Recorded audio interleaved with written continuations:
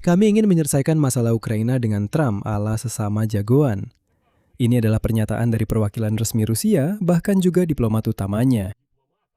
Kepala Kementerian Luar Negeri Federasi Rusia, Sergei Lavrov, menyatakan hari ini bahwa otoritas Rusia berdiplomasi ala sesama jagoan dan memang berharap bisa mencapai kesepakatan soal Ukraina dengan Trump berdasarkan prinsip-prinsip itu. Dan di sini saya tidak melebih-lebihkan. Ini benar-benar kata-kata persis dari Lavrov sendiri. Berikut kutipannya. Kami terbiasa menyelesaikan urusan bisa dibilang secara terhormat, bisa juga dibilang ala sesama jagoan, yang pada dasarnya sama saja. Dan pernyataan ini muncul tepat di hari yang sama ketika juru bicara Kremlin, Peskov, menyatakan bahwa negosiasi benar-benar sedang jeda, tidak ada ide baru, dan seolah-olah tidak ada lagi yang perlu dibicarakan. Sementara itu, Lavrov secara terpisah mengeluh kepada Vatikan tentang Ukraina, dan sebagai balasannya, keluhannya sama sekali diabaikan. Lavrov ingin mengalihkan perhatian dengan mengatakan bahwa di Ukraina tidak ada gereja yang dilarang, tetapi perwakilan Vatikan meminta si Lavrov ini untuk tenang. Dan berbicara soal inti masalah, yaitu bagaimana mengakhiri perang melawan Ukraina, bukan teralihkan oleh omong kosong Menteri Luar Negeri Rusia. Jadi, mari kita bahas seluruh situasinya, termasuk peran kunjungan Direktur CIA, dan membahas pernyataan-pernyataan Lavrov ini yang berencana menyelesaikan masalah Ukraina dengan Trump ala sesama jagoan. Nama saya Alexei Peci, mari kita bahas topik ini, seabsurd apapun itu. Tapi sebelum kita mulai, saya minta kalian untuk subscribe channel ini, tekan like, dan tulis komentar apa saja dari kalian. Jadi, mari kita mulai dengan rumusan ala sesama jagoan versi Sergei Lavrov. Menurut Lavrov, dengan niat untuk membuat kesepakatan ala sesama jagoan seperti itu, Putin setahun yang lalu pergi bertemu dengan Trump di Anchorage. Menurut Lavrov, Putin pergi menemui Trump seperti sesama jagoan. Tapi Trump ternyata bukan orang yang main dengan kode begitu. Berikut kutipannya. Kami sepenuhnya menerima tawaran Amerika Serikat untuk mengakhiri perang di Ukraina. Kami sudah sepakat. Namun kemudian, menurut Lavrov, perwakilan Uni Eropa dan Zelensky terus menekan Trump dan menggagalkan kesepakatan dengan Putin di Anchorage. Pada akhirnya, posisi Amerika Serikat berubah dan Marco Rubio menyerukan untuk mencari pendekatan baru. Sementara itu, Lavrov mengakui bahwa Trump sendiri setelah berunding dengan Putin yang botak menyebut masalah penyerahan seluruh wilayah Donbas ke kendali Rusia itu rumit, yang menjadi tuntutan Moskow. Jadi bahkan Lavrov mengakui bahwa tidak ada yang pernah berjanji kepada Putin untuk menyerahkan Donbas. Bahkan Trump berkata, apa kalian waras? Apa-apaan ini? Hanya bilang, serahkan wilayah itu kepada kami. Ya, besok kita juga bisa bilang, serahkan Sankt Petersburg kepada kami. Kenapa tidak? Serahkan saja. Serahkan juga sesuatu yang lain kepada kami. Sebelumnya, pada 24 Juli, Lavrov yang sama sudah menuduh Trump bersikap tidak jantan karena kegagalan di Anchorage, dengan mengklaim bahwa di sana Trump meyakinkan Putin untuk mendengarkan. Menurut Lavrov, di Anchorage, Trump meyakinkan Putin bahwa Zelensky akan melakukan apapun yang diperintahkan oleh Presiden Amerika. Ternyata Zelensky bukan boneka dan tidak mematuhi perintah Trump yang sangat mengejutkan Kremlin. Di sini, Putin dan Lavrov mereka berpikir bahwa bagi Washington, Zelensky itu seperti Lukashenko bagi Moskow. Nah, Moskow tinggal menjentikan jari dan Lukashenko akan melakukan apapun yang diperintahkan. Dan mereka pikir di sini juga akan bekerja seperti itu. Nah, begitulah. Tapi mereka memang tidak mengerti apa itu demokrasi. Demokrasi bagi mereka hanyalah definisi yang samar-samar yang entah apa artinya. Itu asing bagi mereka. Mereka pikir misalnya Trump akan bilang ke Zelensky, mengalah saja pada Putin. Dan Zelensky akan bilang, ya mau bagaimana lagi, baiklah kita mengalah. Nah, dan berikutnya ada lagi kutipan dari Lavrov tanggal 24 Juli. Tapi ternyata tidak berhasil. Kalau sudah bilang, ya harus ditepati. Kami bilang, kami siap. Tapi dari pihak sana pendekatannya sudah dimodifikasi. Tentang pendekatan yang dimodifikasi, Lavrov lupa bahwa jika dia tumbuh bersama si kerdil Putin di ganggang, di mana ada konsep anak jalanan seperti itu, penjara dan segala macamnya, itu tidak berarti seluruh dunia hidup dengan konsep seperti itu. Dunia disebut beradab karena hidup menurut norma-norma yang beradab, bukan menurut kode preman seperti itu. Dan coba bayangkan, dia adalah diplomat utama negara. Ya, dia pernah keceplosan bicara sekali di bulan Juli. Oke, ya sudah, keceplosan. Tapi tidak. Ini benar-benar kebijakan negara. Ini adalah garis diplomatik yang dia ulangi lagi. Dia bilang, kami dengan Trump ingin membuat kesepakatan secara jantan, itu saja.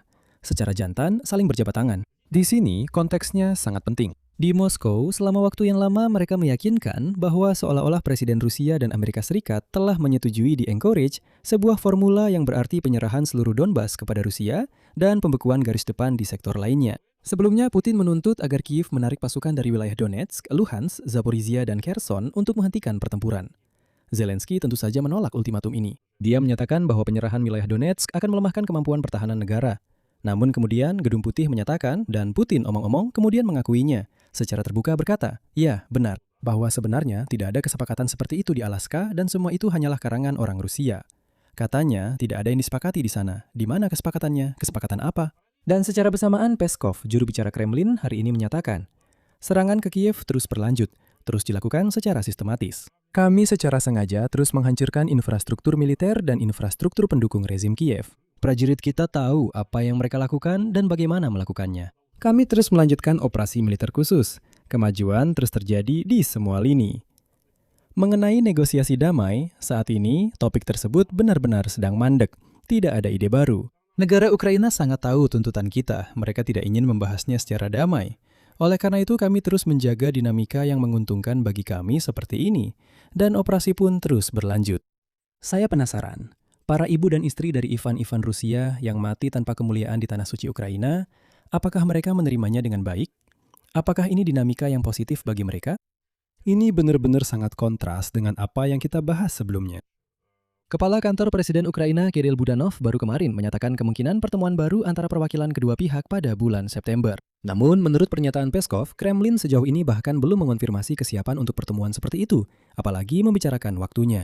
Penilaian dari Zelensky sendiri juga cukup menunjukkan hal itu. Dia menyatakan bahwa periode paling menguntungkan untuk penyelesaian diplomatik perang bisa berlangsung dari KTT G20 di Amerika Serikat pada bulan Desember hingga akhir musim panas tahun 2027.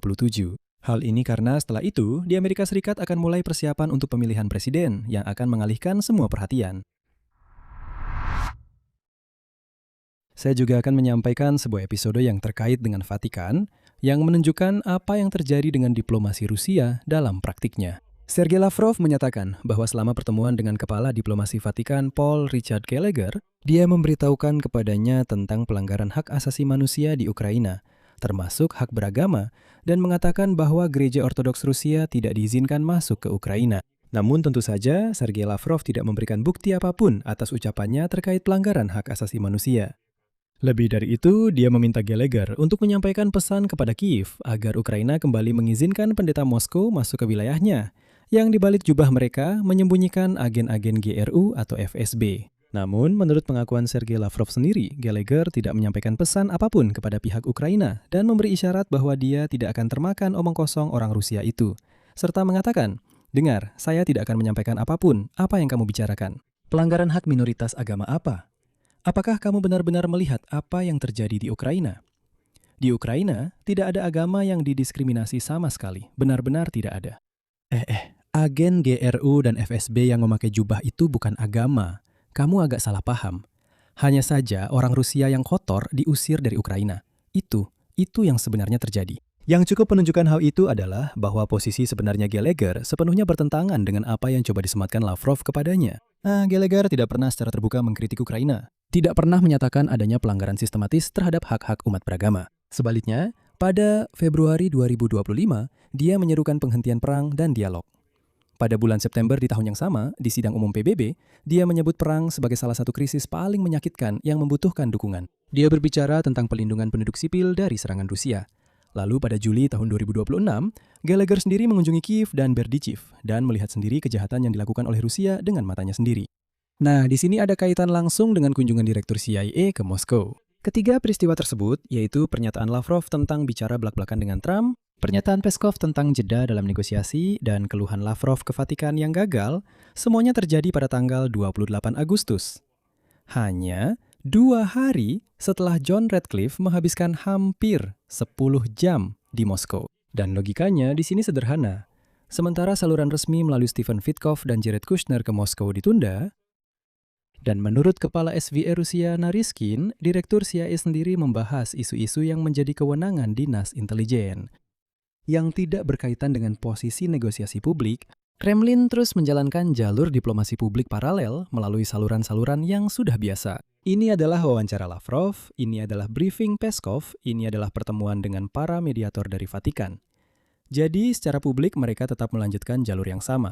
Ini menunjukkan bahwa sejauh ini belum ada terobosan di balik layar. Artinya, negosiasi di balik layar masih berlangsung, tetapi belum ada terobosan atau perubahan posisi, sehingga secara publik mereka terus menyampaikan omong kosong yang diucapkan oleh Lavrov. Selain itu, pernyataan Lavrov seperti "kami ingin bicara belak-belakan" menunjukkan bahwa sampai sekarang Rusia belum berhasil menekan Donald Trump. Dan kunjungan Radcliffe jelas tidak menghasilkan terobosan dalam jalur negosiasi. Kalau tidak, Peskov tidak akan berbicara pada hari yang sama tentang jeda panjang tanpa satupun ide baru.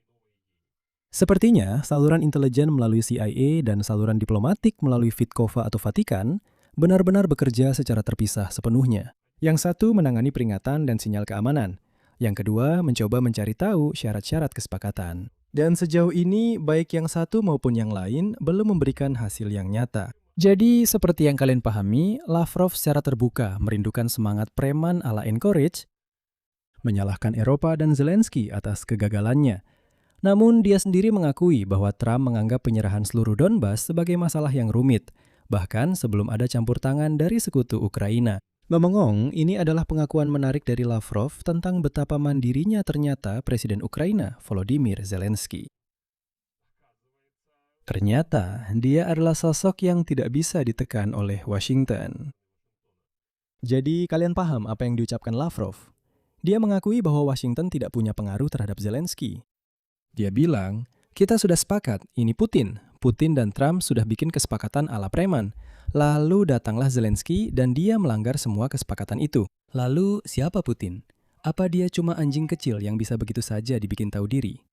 Seperti yang kalian pahami, ini adalah upaya Lavrov. Upaya Lavrov untuk menggunakan Vatikan sebagai saluran tekanan terhadap Ukraina juga gagal. Kunjungan Radcliffe berdasarkan pernyataan-pernyataan ini tidak mengubah apapun dalam posisi negosiasi Moskow secara publik. Kremlin masih ingin menyelesaikan masalah Ukraina dengan cara preman, benar-benar lupa bahwa bukan hanya mereka dan orang Rusia yang belum mandi dan liar yang masih hidup dengan prinsip-prinsip seperti itu. Di sini saya akan mengakhiri dengan tanda titik-titik. Tulis pendapat dan kesimpulan Anda di kolom komentar di bawah episode ini. Jangan lupa subscribe channel ini, tekan tombol lonceng, dan jangan lupa beri like. Itu saja untuk kali ini. Jaga diri Anda. Sampai jumpa semuanya.